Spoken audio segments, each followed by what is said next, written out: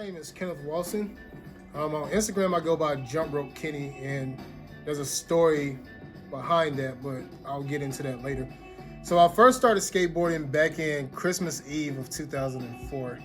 And the only reason why, because somebody stole my bike in our neighborhood. My birthday is on the 5th of December.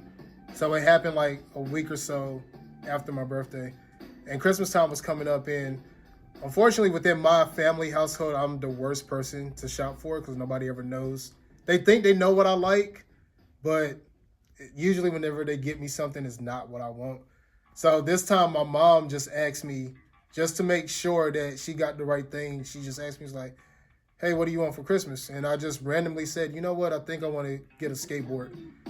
At the time, we had we didn't have one, but we had one primary like skate shop within our general area of Greensboro. Like, I don't think Thomasville had a park at the time, and I'm pretty sure Kernersville didn't have a park at the time, but we had 915, which unfortunately no longer exists. So we went to 915 to go choose a board. And around that time, I was a really huge Bam Margera and Tony Hawk fan. And they had a Bam Margera element board. I remember exactly what it looked like. It was a wood grain and lime green board. And on the bottom half, it was like a series of trees with like, green birds flying around. And the bottom where the tail set it had like Bam's name in it. And there was a ring around the Bam's word that had Futurist Nature Board. And it had the element symbol under his name. So that was like the one board that caught my eye. I was like, you know what? I like Bam Margera at the time. Not saying that I'm not still a Bam Margera fan, but in terms of his skateboarding. But I liked Bam skateboarding at the time, and I was really huge into CKY and like Jackass videos and stuff like that. So I got that board because of that. And the board was a Bam Margera Futures Nature board. It had Spitfire wheels on it. The trucks were like some budget bullet trucks, which is like under the same family that does like independent. Bearings, I'm pretty sure they were mini logo bearings because they were really cheap. They rolled, but not that well. And then the grip tape that I had was like Black Magic grip tape because that's the only grip tape that they had there. So I got that board, and I pretty much did every single thing with that board. Went to school with it, had breakfast with it in the morning time. We watched skate, like I watched skate videos before I went out to go skate with that board. I did everything you can possibly think of with that board. And I have a photographic memory of every single skateboard I've ever owned from then till now. So it's like, we'll be here for hours if I got into that run through. But yeah, that was pretty much like my exposure into skateboarding. Now the thing that really got me into skateboarding was like playing the Tony Hawk video games. And around that time that I did get my board, I also got a PS2 for the first time.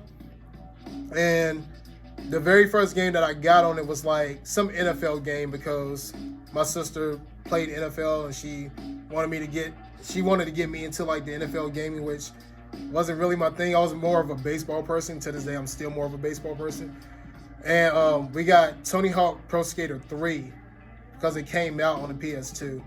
And I saw that game, and it's like Kareem Campbell was the only black person.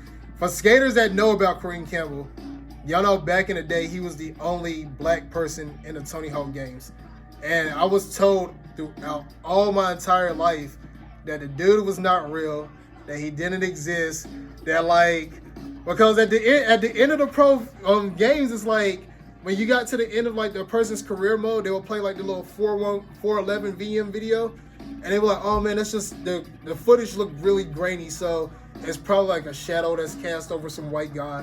And that's what it is. It's like black people don't skate or whatever like that. And even around this time was like, Bam Margera had like skaters in his, TV show or whatever. And Terry Kennedy was also a skater. And I remember also watching like the Philadelphia X Games series where they did like the X Games in City Hall. And they had Kareem Campbell there, and like Kenny Hughes, who was another black professional skateboarder at the time, he was there as well. And like they kind of like got me into it. It's like, okay, well, these people are black and they're doing it. Why can't I do it? So that's what got me into skateboarding. And from then, it's like I just never, put it down. The only thing that's weird about my skating is it's like when I first started skating, you have two for skaters that know, you do have two different stances in skating. You have your regular foot stance and you have your goofy foot stance. When I first started skateboarding, I was goofy footed.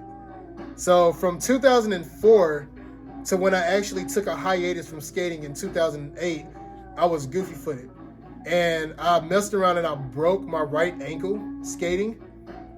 And my mom at the time was like, when she did give me my first skateboard, she just told me she better not ever get a 911 call or like call from like any hospital saying your son broke anything, because once that happens, you're not doing it anymore. And lo and behold, I break my right ankle. And my mom was like, you know what? You're not doing this anymore. So that pretty much killed my skateboarding career. And I didn't get back into skateboarding again until I hit like 25. So that was like a huge gap, probably like 7 to 8 year gap of not being able to skate. And then once I got back into skateboarding, I realized my skateboard stance has changed from goofy footed to regular. How that happened, I don't know. But I don't question it, so I accept it. I can still skate switch, or what would be switch for me now because I'm now regular. I can still skate goofy, but I do all my tricks regular, so I choose regular stance as my dominant stance in skateboarding. So that's where that comes into play. And I've just always been around skating. It's like I met many different types of people from skating, from all different backgrounds, religion backgrounds, racial backgrounds, all stuff like that. So that's the cool thing about it. I mean, it's like a melting pot. Like you don't have to be a particular type of person to be a skateboarder. And that's the one thing that keeps me in it.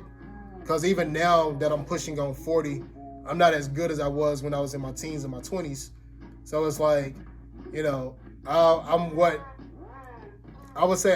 is now considered like an old head skater, at least to like the younger community of skaters that we have here in Greensboro today.